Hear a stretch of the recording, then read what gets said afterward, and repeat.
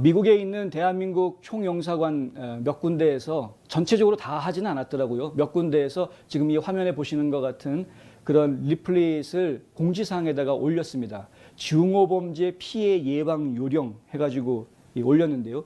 제가 눈으로 확인한 곳은 시카고 총영사관, 뉴욕 총영사관, 그리고 애틀랜타 총영사관 이렇게 올려져 있는 것을 제가 확인을 했습니다. 증오범죄 발생이 요즘 이제 아시안 증오범죄가 많이 나타나고 있다 이런 이야기들 때문에 한국 정부에서도 동포들의 안전을 위해서 이런 것들을 하는 것으로 지금 이해하고 있고, 지금 이제 이것이 저희가 얘기 듣기로는 이제 국정원에서 만든 자료라고 얘기를 들었고요. 증오범죄가 무언지, 그리고 증오범죄의 어떤 일들이 증오범죄라고 할 수 있었던 것인지 그런 사례들이 나오는데, 거기에 애틀랜타 총격 사건도 증오범죄 하나로 사례로 포함이 되어 있더라고요. 그리고 또 그런 일이 발생을 했을 때 어떻게 대처를 해야 될지, 도움을 어떻게 받아야 할지, 뭐 이런 것들에 대한 이야기들이 좀 담겨져 있습니다. 좀 뭐 이런 것들은 뭐 나름 바람직하다라고 생각을 합니다. 근데 한 가지 지금 저희가 염려되는 부분이 있는 것이 뭐냐 하면은, 시민참여센터라는 곳이 있습니다. 영어로 줄여서 케이스라고 부르는데요. 이 시민참여센터라는 곳에서 만든 아시아인에 대한 혐오 범죄 어떻게 보고 어떻게 대응할 것인가라는 제목의 대응 매뉴얼 개정판이 나온 게 있습니다. 최근에 나왔는데 이 책자의 내용은 저희가 좀 상당히 우려되는 부분이 있어서 미리 못 보신 분들이 많겠지만 말씀을 좀 미리 드리려고 하는 겁니다. 혹시 이 책자를 보시게 되면은 그러면 좀 이런 우려가 있다라는 걸 알고 보시는 게 좋겠다는 것이죠.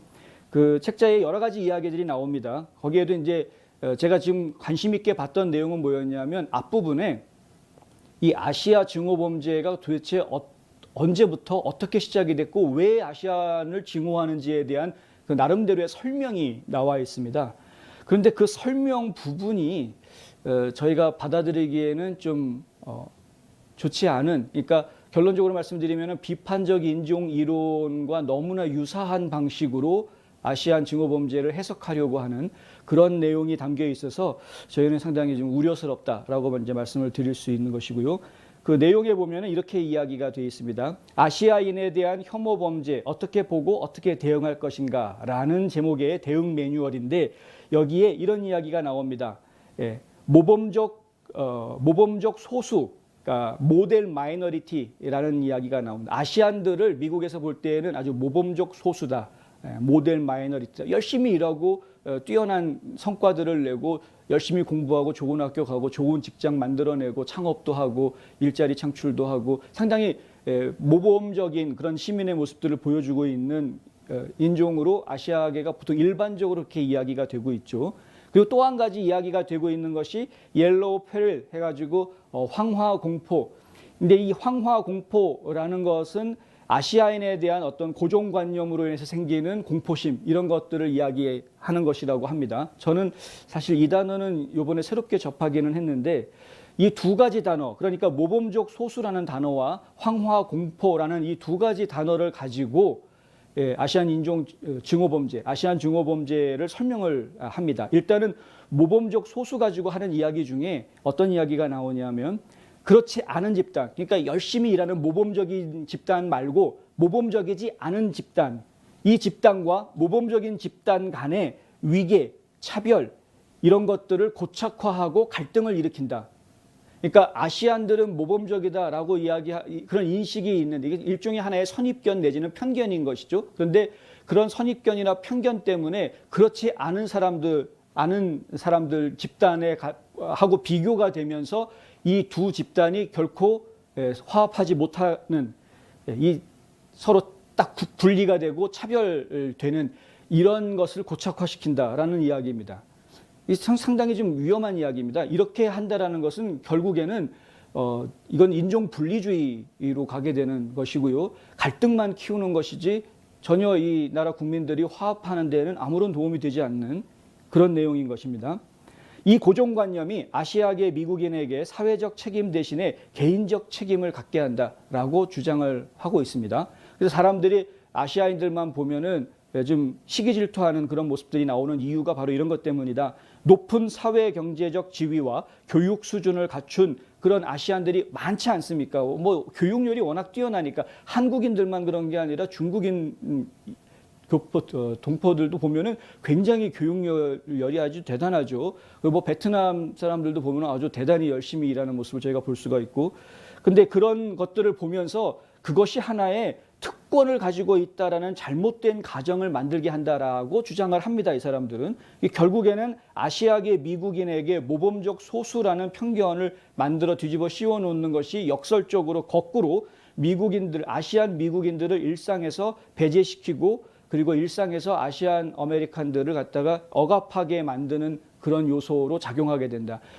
저 사람들이 모범적인 사람들이니까 우리가 저 사람들 보고 배워야 돼. 저 사람들 봐, 저 열심히 일하잖아. 우리도 열심히 일해야 돼. 쟤들 열심히 공부하잖아. 우리도 열심히 공부해야 돼. 교육 중요한 거야. 이렇게 생각하는 게 아니라 반대로 쟤들은 좀 배웠다고 쟤들이 특권 의식을 가지고 있는 것 같아. 우리한테 함부로 하는 거, 좀 배웠다고 나한테 함부로 하는 거니? 이런 식으로 나온다는 겁니다. 뭐 열심히 일한 건 좋은데 뭐 돈 좀 벌었다고 나한테 함부로 하냐? 너 돈 있다고 나한테 함부로 하냐? 그 돈 누가 벌어줬어? 우리가 니네 물건 사줘가지고 벌어준 거 아니야? 이런 식으로 이게 바뀐다라는 겁니다. 그러니까 모범적 소수라는 말이 이 아시아 아메리칸들한테 굉장히 나쁘게 역설적으로 작용을 하더라라는 것이죠. 이 사람들의 주장입니다. 그런데 실제는 사실 그렇게 이해하면 우리 아시안들이 다른 인종들과 화합할 기회가 없어져 버립니다. 이런 방법으로 이 현재의 아시안 증오범죄를 이해하는 건 곤란하다. 이런 식으로 하면은 아시안들은 완전히 분리돼서 그냥 우리는 어떻게 저 사람들하고 어떻게 화합해야 될지도 모르는, 아예 선입견을 그럼 없애야 된다는 이야기인데, 그런 선입견이나 편견을 그게 우리 노력으로 과연 없어질 수 있는 것인가? 그럼 우리 열심히 일하지 말까요? 아시안들? 모범적으로 살지만 그냥 막 살아? 그건 아니지 않습니까? 계속 열심히 모범적으로 살아야 되는 것 아닙니까? 근데 그렇게 열심히 모범적으로 사는 사람들을 바라보는 사람들이 저들을 우리가 배워야 되겠다라고 해줘야 하는 것인데, 지금 그걸 어떻게 해주냐 이거죠, 그거를. 그러니까 지금 이런 식으로 모범적 소수라는 단어 때문에, 그런 선입견 때문에 아시안이 증오의 대상이 됐다라고 설명을 하면, 이런 식으로 우리가 이해를 하면 지금 위험하다. 위험하다는 이야기입니다. 또 한 가지는 황화공포 이야기인데, 이 황화공포는 팬데믹 시작되면서 트럼프 대통령이 코로나 바이러스를 중국 바이러스 혹은 뭐 쿵플루, 쿵푸라고 하죠. 그걸 쿵플루라고 이제 비꼬듯이 얘기한 이제 그런 것 때문에 결국은 중국인 혐오가 생겼고 그것이 확대돼서 아시아계 미국인 혐오가 된 것이다. 이런 이야기를 합니다. 황화공포의 새로운 판본으로 미국에서 반아시아계 외국인 혐오증을 다시 불러일으켰는데 그게 트럼프 때문이다. 이 자료가요, 제가 지금 소개해드리고 있는 것이 이 시민센터라고 말씀을 드렸지 않았습니까? 그 시민참여센터라는 곳이 한국인들이 만든 센터이고 한국인들이 풀뿌리 운동을 하겠다라고 조직한 그런 센터입니다. 그래서 지금 뭐 정치 참여 활성화해야 된다. 한인들의 어떤 시민권, 민권 참여 운동 뭐 이런 것들을 열심히 하고 있는 곳인데, 근데 그곳에서 한국어로 된 자료를 만들어서 내놓은 겁니다. 아시아 증오 범죄에 대해서 설명해 주는 책자를 만들어 놨는데 거기에 이런 식으로 좀 설명이 돼 있다는 것이죠. 좀 더 읽어드리자면은 트럼프 대통령의 편견을 담은 정치적 수사는 사람들로 하여금 더 많은 편견을 표현하게 만들었다. 그러니까 트럼프 대통령이 계속 그런 식으로 표현했기 때문에 더 많은 사람들이 따라서 그렇게 했다라는 이야기입니다. 트럼프 대통령의 언동은 자신의 지지자들에게 아시아인에 대한 공격을 촉발하는 계기를 만들었고 이들에게 자신들의 공격에 대한 면죄부를 주었다고 볼 수 있다. 제가 써 있는 그대로 읽어드린 겁니다. 그 책자에 써 있는 대로 읽어드린 겁니다. 그러니까 이거 지금 이런 식으로 하면 안 되죠. 왜 한국인들이 시민운동하는 단체에서 왜 트럼프 대통령에 대해서 이렇게 이야기하는 것을 책자로 만들어서 뿌립니까? 이러면 안 되는 겁니다. 제가 이 책자를 어떻게 알게 됐냐 하면, 뭐 알 방법이 사실 없었을 텐데, 어떻게 알게 됐냐 하면은, 한 총영사관에서, 미국에 있는 한 총영사관에서, 아까 좀 한국 정부에서 만든 리플릿을 이제 공지사항으로 올릴 때, 이 리플릿을 공지사항에 올리면서 지금 제가 문제가 있다, 우려된다라고 이야기하는 이 책자도 같이 참고 자료로 해서 올려놨더라고요. 동시에 두 개를 다. 그래서 이거 좀 문제 있다. 그 영사관에 연락을 했습니다. 영사관에 연락을 해서 그 책자의 내용이 비판적 인종 이론에 기초하고 있다라는 것을 알고 있느냐? 그게 지금 한국 정부의 공식 입장이냐? 이렇게 물어봤습니다. 그랬더니 그 총영사관에 있는 부총영사가 그냥 참고하는 자료로 생각하고 올려놨던 거였는데 연락받고 삭제했다. 지금 삭제되는 걸 제가 또 확인을 했습니다. 그러니까 이게 지금 이제 잘 모르고 이게 문제입니다. 그러니까 비판적 인종 이론이라는 것이 어떤 문제가 있는 건지 잘 모르는 분들한테는 여기 책에 나와 있는 설명을 읽으면은 그냥 그런가 보다, 그 말이 맞나 보다라고서는 고개를 끄덕이게 되더라는 것이죠. 이게 지금 심각한 문제입니다. 그 아까 성 정체성에 대한 여론조사에도 보면은 2019년에 비해서 2021년 여론조사 비교를 했을 때 공화당이나 민주당원, 당원들은 생각이 정확하게 있죠. 본인은 좌파로서 혹은 우파로서 본인의 생각이 정확하게 있으니까 2년 전이나 지금이나 생각의 변화가 별로 없는데 무당파, 뭐 공화당도 아니고 민주당도 아니고 난 좌파도 우파도 아니다. 이런 분들 같은 경우에는 특별하게 관심이 없거나 생각이 없는 겁니다. 그렇다 보니까 그냥 옆에서 들려오는 소리에 솔깃솔깃하고 넘어가는 거죠. 그래서 2년 전하고 지금하고 이 동성애자라든가 아니면은 성전환자에 대한 생각이 12%가 차이가 나는 결과가 나오는, 그러니까 2년 사이에 사람들의 생각이 그만큼 바뀌는 겁니다. 이게 저희가 신중하게 생각을 해야 되는 것이죠. 적어도 뉴스 브리핑을 보시는 분들은 우파적인 그리고 이제 보수의 가치가 무엇인지 잘 아시는 분들이 저는 보고 있으리라고 생각을 하는데, 저희의 일종의 사명입니다. 뭔가 주변에 이런 걸 잘 모르시는 분들한테 얘기를 좀 해줘야 되는 겁니다. 만약에 이 책자가 좀 전국에 퍼질 것 같은데, 전국에 퍼져서 아시안 증오범죄 대책을 하기 위해서 이 책자의 내용을 좀 참고하세요라고 뭐 한인회를 통해서라든가 뭐 단체를 통해서라든가 뿌린다면 그 책자의 내용이 과연 이게 정말 우리가 믿고 따라야 할 내용인지 아닌지 분명하게 짚고 넘어가셔야 된다라는 것이죠. 지금 제가 이렇게 읽어드린 몇 가지 구절만 놓고 이야기해도 상당히 좀 문제가 있다. 그 내용대로 하면 절대 저희는 이 미국 사회에서 다른 인종들, 흑인들이나 히스패닉이나 이런 다른 인종들과 융화하는데 상당히 큰 어려움을 겪게 됩니다. 그 내용대로 가서는 안 되는 것이고요. 더군다나 이 트럼프 대통령에 대해서 이렇게 왜곡해서 이야기하는 거, 트럼프 대통령 때문에 아시안 인종 차별이 더 늘어났다라는 이 이야기를 너무 대놓고 하고, 그리고 트럼프 대통령의 지지자들이 아시안들을 갖다가 괴롭히는 것을 트럼프 때문에 아무런 죄책감 없이 트럼프가 그들에게 면죄부를 줬다, 아시안 괴롭혀도 괜찮은 것처럼 면죄부를 줬다, 이런 식의 표현을 한다라는 것은 이건 상당히 위험하다. 이것이야말로 지금 뭐 정치적으로 지금 움직이고 있는 것이나 다를 게 하나도 없는 것이죠. 하여간 참 염려스러워서 일단은 말씀을 드립니다. 저희가 분명히 알고 있어야 되는데 이 비판적 인종 이론은 미국 내에서 지금 점점 그 본색이 드러났기 때문에 거부하고 있는 것도 점점 많아지고 있다. 이 지도가 뭐냐면은요, 회색으로 되어 있는 부분은 아니지만 이 오렌지색이나 이 보라색으로 표시가 되어 있는 부분, 이 주들은 비판적 인종 이론을 금지하는 곳들입니다. 그렇게 금지하는 법안이 만들어진 곳도 있고 그런 법안을 추진하고 있는 그런 곳들인 것이죠. 오렌지색으로 되어져 있는 아이다호하고 오클라호마 그리고 테네시, 이렇게 세 개의 주는 현재 법으로 아예 금지하는 것으로 만들었습니다. 테네시주가 최근에 엊그제 이 법안을 통과시키고 주지사가 서명을 했는데요. 비판적 인종이론 절대 학교에서 가르치지 못한다라고 아예 금지를 해버린 겁니다. 그리고 보라색으로 표시되어 있는 주들은 현재 지금 법안을 만들고 있는 곳들입니다. 의회에서.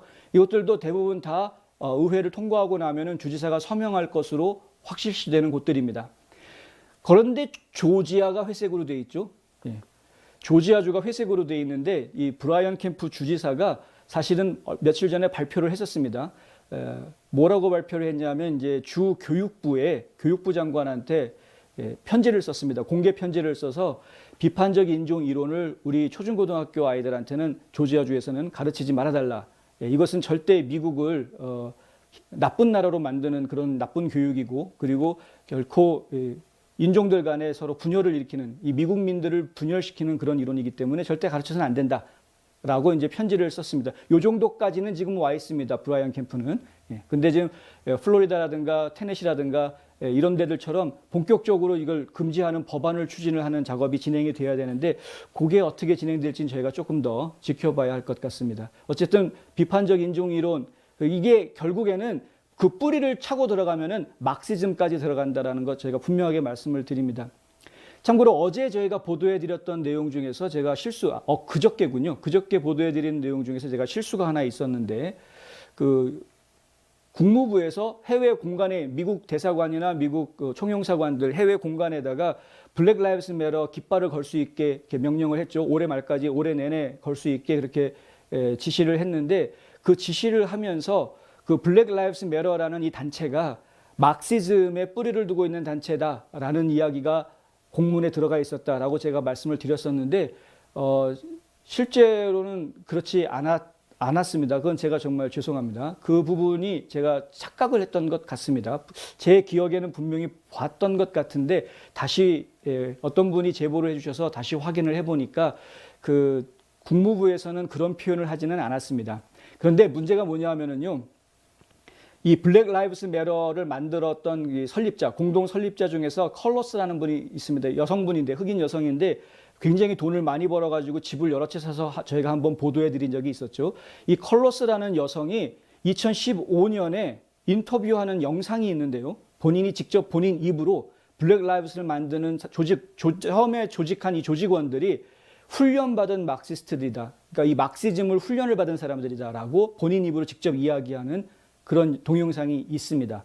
이거 가지고 작년에 이미 여러 매체에서 작년 여름에 한참 블랙 라이브스 매러 운동이 막 폭력으로 변하고 밤마다 폭동을 일으키고 할 그런 상황이었을 때 그때 여러 매체에서 블랙 라이브스 매러 이 조직은 막시즘, 공산주의 이 생각, 공산주의의 사상을 가지고 그걸 밑바닥에 깔고 그리고 지금 저런 운동을 하고 있는 조직이다라고 폭로하는 그런 기사들을 여러 곳에서 내놓은 것을 저희가 보았습니다. 그러니까 결국에는 제가 엊그제 국무부에서 그렇게 말을 한 것은 아니지만 블랙 라이브스 매러 운동이라는 그 팀 자체가 조직 자체가 그런 막시즘에 기초한 단체라는 것은 뭐 분명한 사실이라는 것이죠. 비판적 인종 이론도 결국은 막시즘에 기초한다라고 저희가 볼 수 있습니다. 왜냐하면 사회 현상을 이해할 때 계층 간의 대립으로 이해를 하려고 하기 때문에 그렇습니다. 그래서 누군가가 굴림을 하고 누군가는 억압을 당하고 이런 식으로 사회 계층을 이해하고 그들의 대립으로 역사를 이해하려고 하면 그러면 그것은 발전적이거나 혹은 온전한 세상을 만들어내는 데는 전혀 도움이 되지 않는 것이죠.